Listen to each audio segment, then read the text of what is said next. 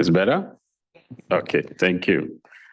So it's a great pleasure to be here to join TDR celebrates 50 years of impactful programs, and also to share some ideas on what we have done at the University of Ghana to try to build research capacity over the last 2 decades or so. And some of this has been done jointly with TDR, and we are very proud of our partnership with TDR. So we all know that in Agenda 2063, we are looking for an Africa that is self-reliant, that is self-sufficient, and that can manage its own affairs and drive its own development.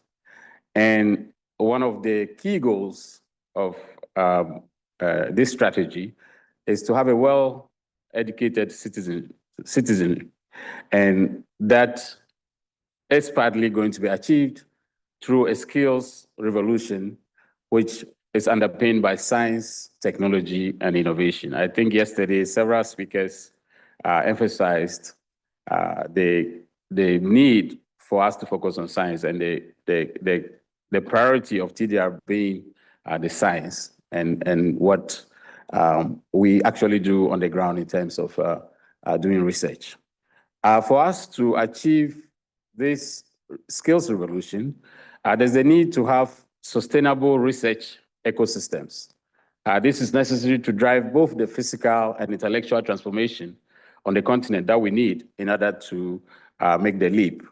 And and I'm sure many of you agree that in Africa in particular, universities represent the best venue for driving this transformation and for creating sustainable research ecosystems. This is because in the university, you can combine research, education, and innovation in one place. Obviously working in partnership with relevant industries, but it is the venue where you can combine all these very important aspects. Unfortunately, even though heads of state of African countries in 2006 committed to spending at least 1% of GDP on research, this has not happened. 18 years later, very few countries have achieved this. Indeed, less than 5 countries have achieved this. And on average, we still spend less than 0.5% of GDP on research. Well, the impact of this is that many intellectuals on the continent have moved to other places where they have better opportunities. And some of those who left to get education have not returned. Indeed, about half of those who leave to have advanced education have not returned. And the poor research ecosystem, as well as low salaries for people in research, account for this problem. Now, in addition to the knowledge that's generated through research and the innovation that can come out of it, there's also a more practical benefit to strengthening research capacity in African institutions. We know that globally, many universities rely on research income to run their operations. And African universities need to be well-positioned to compete in this space and to attract research funding that will allow us to also support high-quality, world-class research environments. You would see on the pie chart, this is the University of Ghana. This is from our budget of this year. You would see that our projected income from research, from grants, is about 1/3 of the entire budget of the university. It's not a lot, but for an African university, it's a significant progress that has been made. Indeed, we're a government institution, and if you look at this compared to what we get from the government, it's very similar to what we get from the government, and indeed it's higher than what we get from fees that students pay. So research grants has become a very significant source of funding for the University of Ghana. And this has come because we have systematically developed a system to, to promote research and to promote research capacity building in the university. And this started in 2010 when we launched a new strategic plan for the university that aimed at transforming the university into a research-intensive university. And part of this was to establish an office for research, innovation, and development with a pro-vice-chancellor responsible for this office. So we elevated this priority to a very high level. And this office is working together with government and industry to drive research and innovation in the university. In addition, we have built capacity for research through Centers of Excellence. One of these schemes is the World Bank African Centers of Excellence project. And we don't have our World Bank friends here, but this is a very innovative funding scheme where African governments were called to sign up for this program. And governments that sign up basically agreed that in a competitive process, universities that were selected to host these centers would be given the funds directly as grants, but these grants would then be charged to the country as part of their debt to the World Bank. So it was a clever way of getting African governments to commit resources to research, which they otherwise would not have done. So the University of Ghana took advantage of this scheme, and we are the only university that has 3 of these World Bank Centers of Excellence. And I lead one of them, one of these Centers of Excellence, and this is representing a true manifestation of how capacity building really works and has an impact. Like I mentioned yesterday, I got into research through a master's fellowship that I got on a TDR MIM grant that was awarded to Professor Dike Akamori, who I'm sure many of you know because he later on worked at the WHO Afro. And through this grant, I was able to get my master's degree and to be introduced into research into malaria. Indeed, I went to a few conferences to present the research from this master's program, one of which was the MIM conference, which was also funded by, at least partly by TDR. And actually, it was at this conference that I met my future PhD advisor because we were presenting at the same session. And he was impressed by the presentation I'd made, and he asked me to apply to the University of Pittsburgh to come to his group to do my PhD. And subsequently, I was awarded a PhD fellowship under FOGETI International Center NIH project. So the reason I'm telling you this story is that I have benefited from capacity building programs started from TDR MIM. And once I finished my PhD, I did a postdoc in the US at the Walter Reed Army Institute. And then I packed my bags and took my family and went back to the University of Ghana to also contribute to research capacity building. And that then led to the establishment of the West Africa Center for Cell Biology of Infectious Pathogens, which I led with support from the World Bank and then subsequently from the Wellcome Trust. So since we started the center, we have mobilized more than $53 million in funding from various grants, from various organizations. At least 15 funding agencies have supported us. And with this, we have bought high-end equipment, we have put up a building, and we have created a world-class research environment for doing basic science, for doing cell biology, for doing molecular biology at the University of Ghana. And more importantly, we have established a system for developing new leaders for research and also for providing mentorship for young African scientists. In doing so, we have contributed our bit to reducing the brain drain because many of the 400 fellows that we have given scholarships to, many of them would have left the continent to find a PhD or a master's or postdoc somewhere else. But these African scientists from about 20 African countries were able to do their PhD in Africa, either in the University of Ghana or in one of our partner institutions on the continent.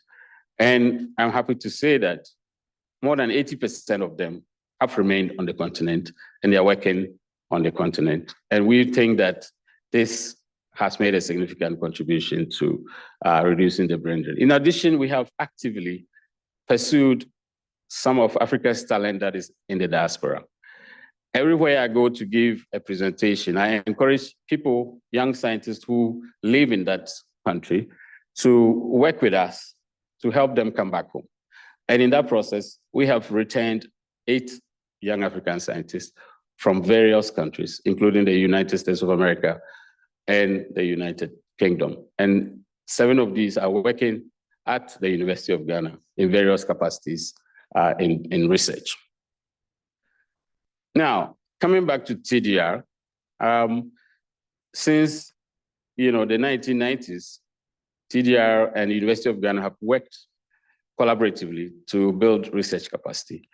And currently, TDR is working with our School of Public Health in driving implementation research capacity building. Our School of Public Health has a team that works with colleagues here at TDR to deliver several capacity building programs through their networks.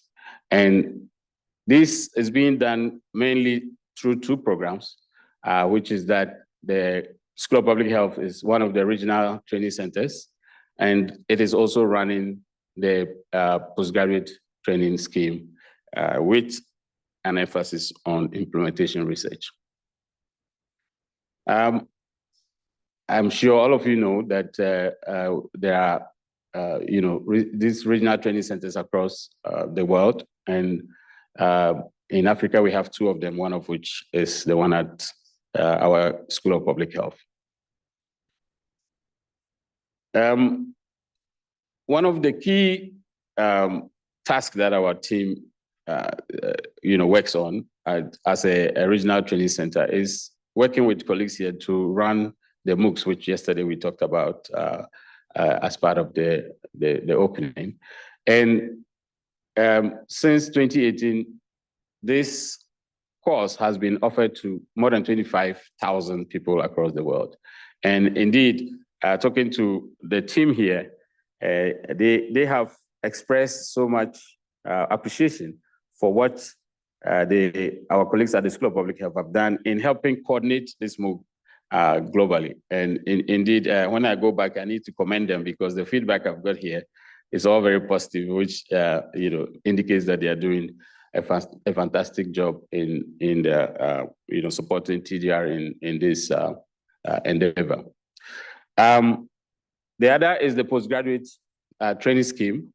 Again, you are all familiar that this is a network of institutions delivering these programs across the world, and University of Ghana is one of them. So this program provides fellowships at the PhD level, as well as master's level, MSc and MPH, and also currently piloting an implementation research leadership development program, which our School of Public Health is coordinating.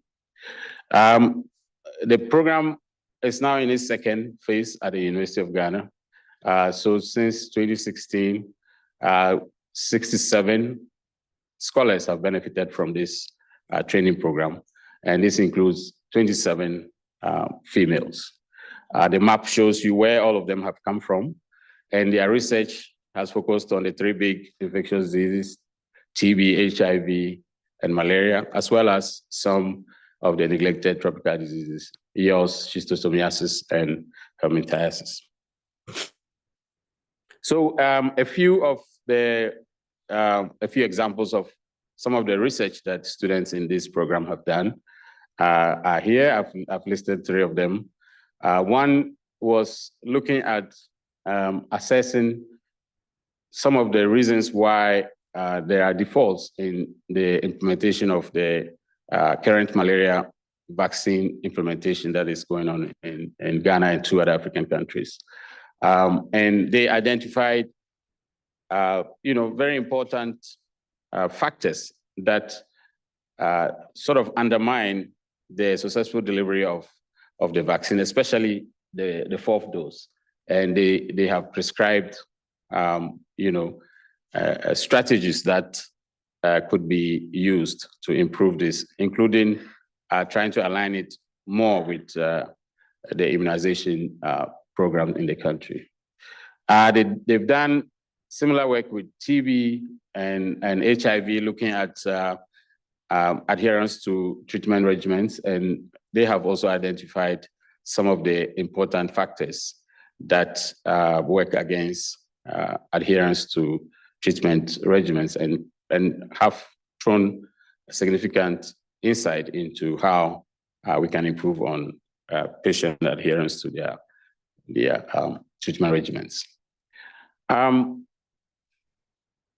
Most importantly is the leadership development that takes place. All these people who come through the program develop into leaders in their very local environments. And here we have sampled some of the opinions from some of the beneficiaries of this program. And here there are three of them that I'm going to highlight. First one is Dr. Melvin Kate Agbogbate, who is in Ghana at the Kumasi Center for Collaborative Research, which is an institution that works with Hamburg. And he